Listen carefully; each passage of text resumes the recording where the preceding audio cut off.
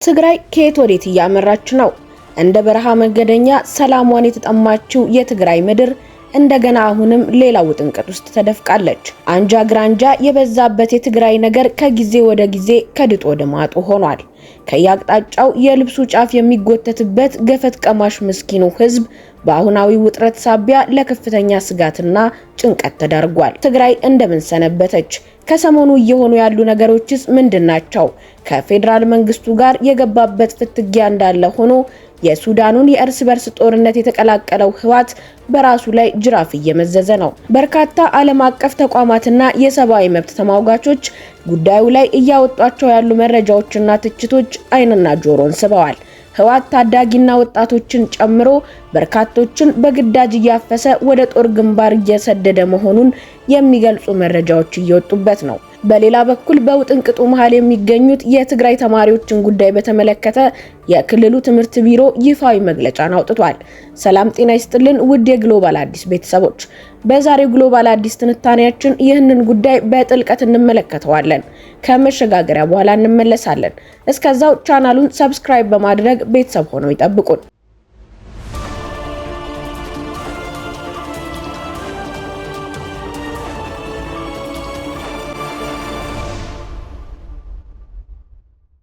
በፌደራል መንግስትና በህዝባዊ ወያነ ሓርነት ትግራይ መካከል የነበረው ውጥረት በፕሪቶሪያው ስምምነት ይረግባል ሲባል ይባስ ቁስሉ እየመረቀዘ ሄዷል።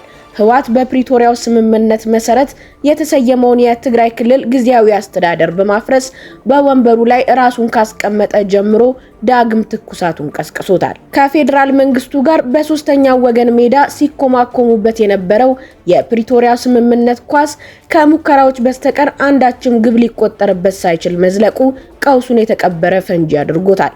ከስምምነቱ መልስ ለጥቂት ጊዜ ኖ ዋር ኖ ፒስ በሚመስል አኳኋን በዝምታ በውስጣቸው እንዳደፈጡ በአይነ ቁራኛ ሲጠባበቁ ቢቆዩም በመሃላቸው ታምቆ በሰፈነው የውስጣዊ ውጥረት ትንፋሻቸው ሳቢያ ያበጠው የሰላም ፊኛ በየሰበብ አስባቡ መፈንዳቱ አልቀረም። የበሰበሰ ዝናብ አይፈራም እንዲሉ ህወሓት ሌላኛውን እጁን ወደ ሱዳን የእርስ በርስ ጦርነት ሰዶታል። ከሰሞኑ እየወጡ ያሉ መረጃዎች ደግሞ በእንቅርት ላይ ጆሮ ደግፍ አድርገውታል። ህወሓት ከፌደራል መንግስት ጋር የጀመረውን ጦርነት ሳይጨርስ በሌላ አቅጣጫ ከሱዳን ጋር የጀመረው ጦርነት ክልሉን ወደ ሌላ ካታንካምቡ ሰዶታል። የተለያዩ ዓለም አቀፍና ሀገር አቀፍ የሰብአዊ መብት ተሟጋቾች እያወጡት ባለው መረጃ መሰረትም ህወሓት የክልሉን ወጣቶች እያፈሰ ወደ ጦር ግንባር እያዘመተ ይገኛል። ከሰሞኑ ሂውማን ራይትስ ዎች ባወጣው መረጃ መሰረት ከኤፕሪል 2026 ጀምሮ በትግራይ የሚገኙ የ15 ዓመት ዕድሜ ያላቸውን ታዳጊዎች ጨምሮ በርካቶች ለጦርነቱ በግዳጅ ታፍሰው እየተወሰዱ መሆናቸው ታውቋል። የትግራይ ባለስልጣኖች የቀደመውን የትግራይ መከላከያ ኃይሎችና በክልሉ ውስጥ ባሉ ከተሞች ውስጥ የሚኖሩትን ነዋሪዎች ከመንገድ ላይ፣ ከቢሮዎች፣ ከወርቅ ማውጫ ስፍራዎች እንዲሁም በቤት ለቤት የሌሊት አሰሳና ጠለፋዎች በኃይል እየመዘገቡና ወደ ጦር አውድማ እየወሰዷቸው መሆኑን መረጃዎች ጠቅሰዋል። በርካታ ታዳጊዎችና አፍላ ወጣቶች የዚህ ግዳጅ ኢላማ መሆናቸው ነገሩን አሳሳቢ አድርጎታል። ድርጊቱ በክልሉ ያረበበውን አስፈሪ ድባብና በህዝብ ዘንድ የፈጠረው ስጋት ከፍተኛ መሆኑን የገለጹት የሂውማን ራይትስ ዎች የአፍሪካ ምክትል ዳይሬክተር ላቲቲያ ባደር ባለስልጣናቱ ዘመቻቸውን ወዲያውኑ ማቆምና በህገወጥ መንገድ የተመለመሉት ወደ ቤታቸው እንዲመለሱ መፍቀድ አለባቸው ሲሉ በጽኑ አቋማቸውን አንጸባርቀዋል። የዚህ ድርጊት መነሻም በኢትዮጵያ የፌደራል መንግስትና በትግራይ ህዝባዊ ነፃ አውጪ ግንባር ህወሓት መካከል ለወራት የቆየውን ውጥረት ተከትሎ ስለመሆኑ አመላክተዋል። በሰኔ ወር መጀመሪያ የትግራይ ፓርቲ አሳማኝ የወታደራዊ አገልግሎት አዋጅ አውጥቶ የነበረ ሲሆን ሂውማን ራይትስ ዎች በበኩሉ ህጉ ላይ ትችት ዘንዝሮበታል። የፓርቲው ቃል አቀባይም ለዚሁ ትችት የአጸፋ ምላሽ ለመስጠት ወደ ሚዲያ ጎራ በማለት የትግራይ ክልልን ለመከላከል በፈቃደኝነት ራሳቸው የወጡ እንጂ ማንም በግዳጅ የሚወስድ የለም ሲሉ ሽንጣቸውን ገትረው ትችቱንም ውድቅ አድርገውታል። ፓርቲው ይህንን ቢያስተባብልም ሂውማን ራይትስ ዎች ግን በተለያዩ አካባቢዎች የሚኖሩ 18 ያህል ሰዎች የሰጡትን የምስክርነት ቃላቸውን ያካተተ መረጃ አውጥቷል። ቃለ መጠይቅ የተደረገላቸው ሰዎች በሰጡት ምስክርነትም አዳዲስ ምልምሎች በመጀመሪያ በአስተዳደር ቢሮ፣ በእስር ቤቶችና ትምህርት ቤቶች ውስጥ በዘፈቀደ እንደሚታጎሩ ገልጸዋል። ከነዚህ ስፍራዎች እየታጨቁም ወደ ሰሜን ምዕራብና ደቡብ ትግራይ ለወታደራዊ ስልጠና እንደሚወሰዱም ያስረዳሉ። እማኞቹም በግፍ ግዳጅ የታፈሱት ቤተሰቦችና የቅርብ ሰዎች መሆናቸውን አያይዞ አስፍሮታል። ይህ ህገወጥና አላግባብ የሚደረግ ዘመቻ ከፍተኛ ስጋትን አጭሯል። የትግራይ ህዝብ ነፃ አውጪ ግንባር ነኝ ሲል የቆየው ህወሓት ከያቅጣጫው እየወጡ ባሉ መረጃዎችና የትችት ቡጢዎች እየተነረተ ነው። ሰሞኑን ከዩኒሴፍ የወጣው ሌላኛው መረጃ እጅግ አሳዛኝና አስደንጋጭም ጭምር ነው። በሱዳን ጦርነት ባለፉት 6 ወራት ውስጥ ብቻ ከ300 በላይ ህፃናት መገደላቸውን እንዲሁም መቁሰላቸውን በተባበሩት መንግስታት የህፃናት መርጃ ድርጅት ይፋ አድርጓል። ክስተቱን የበለጠ አስጊ የሚያደርገው ደግሞ የአደጋው ሰለባ የሆኑት የነዚህ ህፃናት ዋነኛው ሰላቢ ከሰው አልባ አውሮፕላኖች ወይንም ድሮኖች በሚሰነዘሩ ጥቃቶች መሆኑ ነው። በሌላ በኩል የትግራይ ክልልን አሁናዊ ሁኔታን በተመለከተ ጠቅላይ ሚኒስትር ዶክተር አብይ አህመድ በፓርላማው ንግግር አድርገዋል። ወያኔ የትግራይ ወጣቶችን እያፈሰ ለሱዳን ጦርነት አሳልፎ እየማገደ ነው ያሉት ዶክተር አብይ አህመድ እጅግ አሳዛኙ ነገር ወጣቶቹ በማይመለከታቸው የሱዳን ጦርነት ህይወታቸውን እያጡ መሆኑ ነው በማለት ከሰዋል። ህወሓት የመዘዘው ካርድ ወጣቱን የእሳት ራት አድርጎ ከማስፈጀት የዘለለ ትርጉም እንደሌለውም ገልጸዋል። እንደ ጠቅላይ ሚኒስትሩ ገለጻም የፕሪቶሪያው ስምምነት በርካታ ጥቅሞችን ያስገኘ ቢሆንም ለምን ተስማማላችሁ ሲሉ ባኮረፉ ኃይሎች ክብሪት አጫሪነት ግቡን እንዳይመታ ተደርጓል። ትግራይ ከጦር አውድማነት እንዳትወጣ የሚሹ እነዚህ ኃይሎችም ከፌዴራል መንግስቱ ጋር በኩርፊያ ጀርባቸውን በመስጠት በጎን እጃቸውን ለህወሓት ዘርግተው የእከክልኝ ልከክልህ ጨዋታ እየተጫወቱ መሆናቸውን የሚያሳይ ንግግር በፓርላማው አድርገዋል። ሆኖም ግን ይህ ጥምረት በኢትዮጵያ ሉዓላዊነት ላይ የሚደቅነው ስጋት የለም ወይ ለሚለው ጥያቄ የሰጡት ምላሽ ተልባ ቢንጫጫ አይነት ይመስላል። ህወሓትን ያካተተ ነው የተባለው ጥምረት በኢትዮጵያ ሉዓላዊነት ላይ አንዳችም የሚደቅነው ስጋት እንደሌለ በልበ ሙሉነት አጣጥለውታል። ከሁሉ የከፋው የትግራይ ወጣቶች በኃይል ተወስደው ወደ ሱዳን ጦርነት እየተሸጡ መሆኑ ነው በማለትም በማያውቀው ወደ ጦርነት እየተማገደ ስላለው ወጣት አንስተው ድርጊቱን ኮንነዋል። ለዚህ ድርጊት ተጠያቂው እነማን እንደሆኑ ግን ለይተው አልጠቀሱም። ከወዲህ ደግሞ የትግራይ ህዝብ በጥቂት የወንጀለኞች ስብስብ ታጋች ሆኗል ይላሉ የቀድሞ የህወሓት ፊት አውራሪና የአሁኑ የጠቅላይ ሚኒስትሩ የምስራቅ አፍሪካ ጉዳዮች አማካሪ ሚኒስትር አቶ ጌታቸው ረዳ ከሰሞኑ በትግራይ ክልል ወቅታዊ የሰላምና የልማት እንቅስቃሴዎች ዙሪያ ውይይት ለማድረግ በትግራይ የተገኙት አቶ ጌታቸው ረዳ የጸረ ሰላምና የጸረ ልማት ጠመንጃ አንግቶ በክልሉ የሚንቀሳቀሰውን ኃይል እንዲያወግዙ ህዝቡን ጠይቀዋል። የጥፋት አባዜ የተጠናወታቸው ሲሉ ጣታቸውን ከቀሰሩባቸው ከቀድሞ የህወሓት ርዝራዦች እገታ ነፃ ወጥተው እንደ ቀሪዎቹ ክልሎች ሁሉ የሰላምና የልማት ገጸ በረከቶቻቸውን ተቀብለው መጠቀም እንዲችሉ መክረዋል። ለመሆኑ ህወሓትን ከሱዳን ጦርነት ድግስ ምን ወሰደው? የክብር ግብዣ ወይንስ ድንኳን ሰበራ? ነገሩ ህወሓት ከኤርትራ መንግስት ጋር የተጨባበጠበትን አይነት የጠላቴ ጠላት ወዳጄ ነው አይመስልም።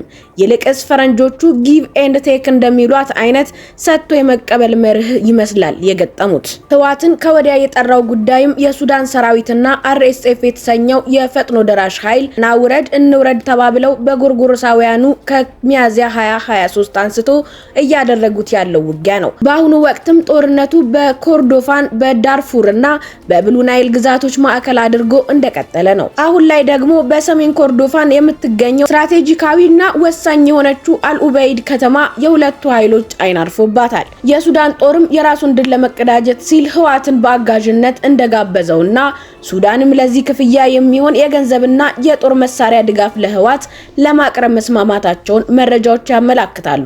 በዚሁ መሰረት የህወሓት ታጣቂ መዋቅር የሆኑት ቲዲኤፍ እና አርሚ 7 ጦርነቱን ተቀላቅለዋል። ዓለም አቀፍ ተቋማትም ጭምር ያረጋገጡት መረጃ ይህ ቢሆንም ህወሓት ግን መረጃ የለሽና ፍጹም ተቀባይነት የሌለው ሲል ውድቅ አድርጎታል። እንደ ተባበሩት መንግስታት ድርጅትና እንደ ሌሎችም ስጋት አልኡበይድን ለመቆጣጠር በሁለቱ የሱዳን ኃይሎች መካከል በሚደረገው ውጊያ ሳቢያ ሊፈጸሙ የሚችሉ ከዚህም የባሱ አሰቃቂ ድርጊቶች ሊኖሩ እንደሚችሉ ነው።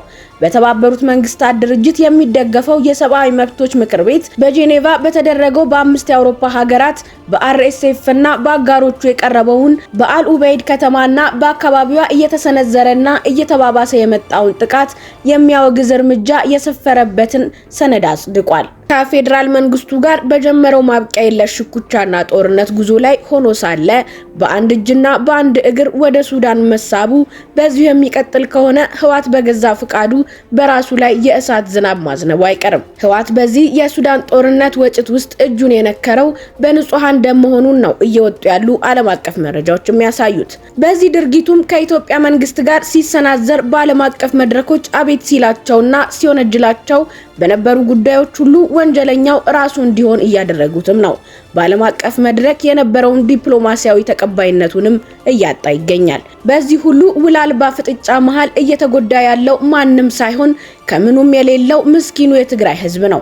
በዝሆኖች እርግጫ ሳሮች አለቁ እንዲል ተረቱ። ከዚህም ከዚያም የሚሰነዘረውን ቡጢ ሁሉ የሚቀምሰው ህዝቡ ነው። በፍትጊያው መሃል መውጫ መግቢያው እንደ ገነት በር የጠበበበት የትግራይ ህዝብ ከስንዴው መሃል የተገኘ ሰሊጥ አብረተ ወቀጥ እየሆነበት ነው። ለቁስሉ ሽረት ሲናፍቅ ሌላ ቁስል እየተጫረለት ፍዳው ብሷል። በፖለቲካዊ ውጥረቱ ሳቢያ የማህበራዊ፣ ሃይማኖታዊ፣ ኢኮኖሚያዊ እንዲሁም የሰላምና የጤና ምሰሶዎቹ ተናግተዋል። የነገይቱ ኢትዮጵያና ትግራይ ተስፋዎች የሆኑ ትምህርት ቤቶችን ወደ ወታደራዊ ካምፖችና እስር ቤቶች እንዲቀየሩም ሆነ ሲቀየሩ ማሰብ የትውልድ ጠባሳ ነው። በሌላ በኩል የምናገኘው የትግራይ ሰሞነኛ ጉዳይ የትግራይ ትምህርት ቢሮ የራሱን ፈተና አዘጋጅቶ ተማሪዎችን ሊፈትን ስለመሆኑ አስታውቋል። ቀደም ሲል ከትምህርት ሚኒስቴር ጋር በነበረው ስምምነት መሰረት ተማሪዎች ከሐምሌ 1 ቀን 2018 ዓ.ም ጀምሮ ፈተናውን እንዲወስዱ ታቅዶ የነበረ ቢሆንም ትምህርት ሚኒስቴር ግን እስካሁን ድረስ የፈተና ወረቀቶችን ወደ ክልሉ አለመላኩን የክልል ትምህርት ቢሮ ገልጿል። በአጠቃላይ የፈተና ወረቀት ለመውሰድ የተመዘገቡ ተማሪዎች ቁጥር 15349 መሆናቸውን የገለጹት የትግራይ ክልል ትምህርት ቢሮ ኃላፊ ዶክተር ኪሮስ ጉኡሽ ከፌዴራል መንግስት ፈተናው እስካሁን ድረስ ላለመላኩ ምንም አሳማኝ ምክንያት የለውም በማለት ቢሮው በራሱ መንገድ ፈተናውን አዘጋጅቶ እንደሚፈትን ገልጸዋል። ተማሪዎች በሰኔ 29 ወደ ዩኒቨርሲቲ መግባት የነበረባቸው ቢሆንም በፈተና ወረቀቶቹ አለመድረስ ምክንያት ጉዟቸውን ለማቋረጥ እንደተገደዱም ተናግረዋል። ለችግሩ እልባት እንዲሰጥበት ለትምህርት ሚኒስቴር በደብዳቤ ቢላክለትም እስካሁን ድረስ አንዳችም ይፋዊ ምላሽ አለመስጠቱን ተከትሎ ይህ ውሳኔ መወሰኑን ቢሮ ይፋ አድርጓል። በኦንላይን የሚፈተኑትን ጨምሮ በድምሩ 29755 ተማሪዎችን ሊፈትን መዘጋጀቱን አስታውቋል። ይህ ሁሉ የሚቀጥለው እስከ መቼ ይሆን? በኢትዮጵያ መንግስትና በህወሓት መካከል ያለው መሰረታዊ ችግር ምንድነው? የሶስተኛ ወገን አደራዳሪ ሆኖ ዳርዳሩን ሲዞር የነበረው የአፍሪካ ህብረት የአደራዳሪዎች ቡድን መሪ አዲሱ የሰላም ስምምነት ጥሪ ጠብ የሚል ተጨባጭ ውጤት ለማምጣት ተስኖታል። ከዚህ መጋረጃስ በስተጀርባ እየሆነ ያለው ምንድነው? መፍትሄውስ እንደ ሰማይ የራቀበት የዚህ ጉዳይ መጨረሻስ ምን ይሆን? በሀገር ውስጥም ሆነ በውጭ ያለን ማናችንም ኢትዮጵያውያን ይህ ስለማንም አይደለም፣ ስለ ህወሓት ወይንም ስለ ፌዴራል መንግስቱም አይደለም። ይህ በጦርነት አውድማ ላይ እየረገፉ ስላሉ ወጣቶች ነው። ከሁለት ሞት አንዱን ለመምረጥ እየተገደዱ ከህይወትና ከማንነታቸው እየተወለጉ ስላሉ ሴት እህቶቻችን ነው። ይህ የዓለምን ክፉና ደግ ለይተው ሳያውቁ በአዋቂዎቻቸው ኃጢአትና ጭካኔ ከነገ ተስፋዎቻቸው ላይ እንደ ሾላ ፍሬ እየረገፉ ስላሉ ስለ የዋህና ንጹህ ህፃናት ነው።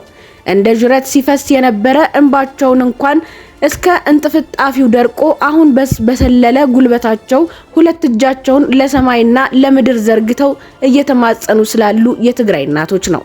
አው አባቶች ልባቸው ደም እያነባ በጥልቅ የሐዘን ስሜት አፋቸውን ተሸብበው ከተቀመጡበት ወንበራቸው ላይ ለመነሳት አቅቷቸው ተኮራምተዋል።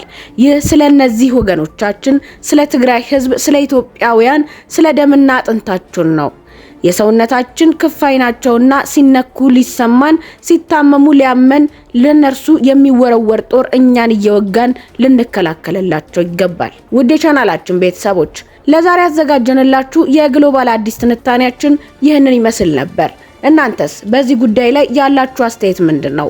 በኮሜንት መስጫችን ላይ አስተያየቶቻችሁን አስቀምጡልን። ስለተከታተላችሁን ምስጋናችን ከልብ ነው። በሌላ ግሎባል አዲስ ትንታኔ እስክንገናኝ ቸር ሰንብቱልን። ሰላም ለኢትዮጵያ።